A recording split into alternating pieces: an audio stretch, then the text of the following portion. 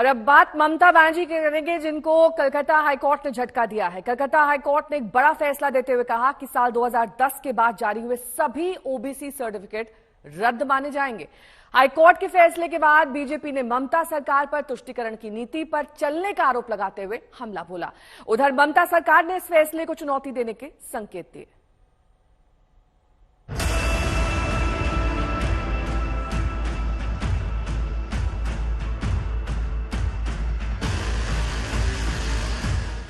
लोकसभा चुनाव के बीच कलकत्ता हाईकोर्ट से ममता बनर्जी को बड़ा झटका लगा है। कलकत्ता हाईकोर्ट ने पश्चिम बंगाल में साल 2010 के बाद जारी हुए सभी ओबीसी सर्टिफिकेट रद्द कर दिए हैं। हाईकोर्ट ने ये तक कहा कि 77 वर्गों को ओबीसी के रूप में डाला गया है और उन्हें वोट बैंक के रूप में शामिल किया गया।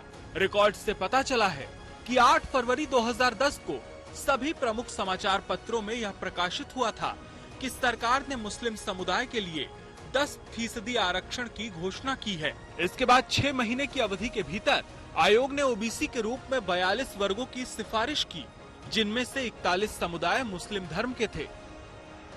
कलकत्ता हाईकोर्ट का फैसला आया और पीएम मोदी ने ममता सरकार पर हमला बोल दिया।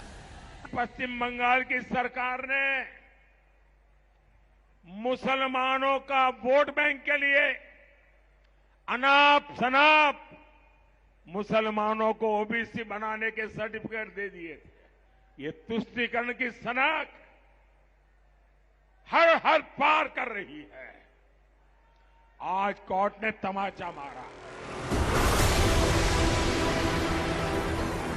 पश्चिम बंगाल में 27% मुस्लिम वोटर हैं। 13 लोकसभा सीट पर मुस्लिम ही हार जीत तय करते हैं। मुस्लिम वोट का सबसे बड़ा हिस्सा ममता बनर्जी की पार्टी को ही जाता है। ममता पर बीजेपी मुस्लिम तुष्टीकरण का आरोप लगाती रही है। अब ममता कह रही हैं कि उन्हें कोर्ट का फैसला नहीं मंजूर। এইটাই আজকে কোর্টকে দিয়ে করিয়েছে। কোর্টের সবাই খারাপ নয়, আমি কোর্টকে সম্মান করি, কিন্তু যে ব্যক্তি এই রায় দিয়েছে যে ওবিসি রিজার্ভেশন থেকে মুসলিমদের বাদ দিতে হবে, আমি তাদের রায় মানি না, আমি মানব না। ওবিসি রিজার্ভেশন চলবে, এর জন্য উচ্চতর কোর্টে যেতে হলে যাব। এরা আমায় চেনে না যে আমি মাথা নত করার লোক নই। ममता सरकार के फैसले पर अडिग हैं, लेकिन राष्ट्रीय पिछड़ा आयोग भी उनके फैसले पर सवाल खड़ा कर रहा है। हमने देखा कि 2010 के बाद में 11 में 65 जातियां मुस्लिमों की और 6 जातियां हिंदुओं की ओबीसी में जोड़ी गई थी और उसका हमने रिव्यू मांगा था, रिपोर्ट मांगा था कि कौन से आधार पे आपने जोड़ा है। तो सरकार ने हमें लेटेस्ट रिपोर्ट नहीं दिया।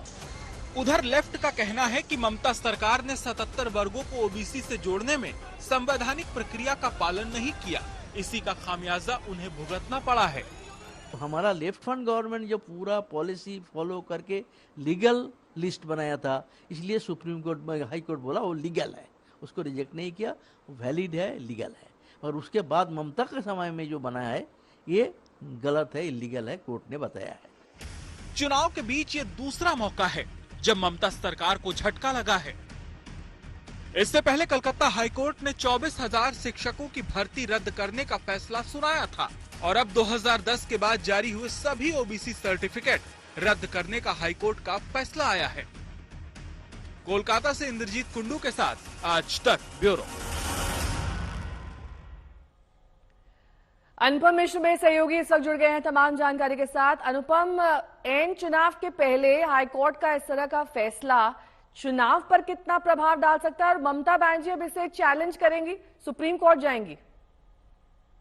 जी बिल्कुल नेहा, कल जिस तरीके से ममता बनर्जी ने इस जो फैसला आया है इसकी खिलाफत की है और इससे इत्तेफाक न रखते हुए कहा है कि ये बीजेपी का फैसला है और हमने इसे एपेक्स कोर्ट यानी सुप्रीम कोर्ट में चुनौती देंगे, तो हो सकता है कि चुनाव के दौरान या चुनाव के बाद इस पूरे मसले पर राज्य सरकार की ओर से सुप्रीम कोर्ट का रुख अख्तियार किया जाए।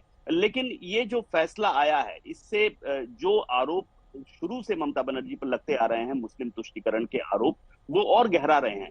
क्योंकि ये आरोप कुछ नया आरोप नहीं है कि ममता बनर्जी सरकार में तुष्टिकरण हुआ है। बीजेपी बहुत सालों से ये आरोप लगाती आ रही है, दूसरी पार्टियां भी ये आरोप लगाती आ रही हैं। अब लेकिन जब चुनाव के दौरान इस तरह का फैसला आया है तो जो बीजेपी का आरोप है, बीजेपी का राजनीतिक प्रहार है, वो और गहरा गया है। प्रधानमंत्री से लेकर होम मिनिस्टर तक सभी इस मसले पर मुखर हो रहे हैं। कल से ही लगातार ममता बनर्जी सरकार पर एक तरह से हमला बोला जा रहा है। मुस्लिम तुष्टिकरण के जो आरोप हैं उनको एक तरह से जस्टिफाई किया जा रहा है बीजेपी की ओर से। वहीं टीएमसी की ओर से कहा जा रहा है कि ये जो पूरा फैसला है ये बीजेपी का फैसला है। ठीक है, बहुत बहुत शुक्रिया इस तमाम जानकारी के लिए आपका।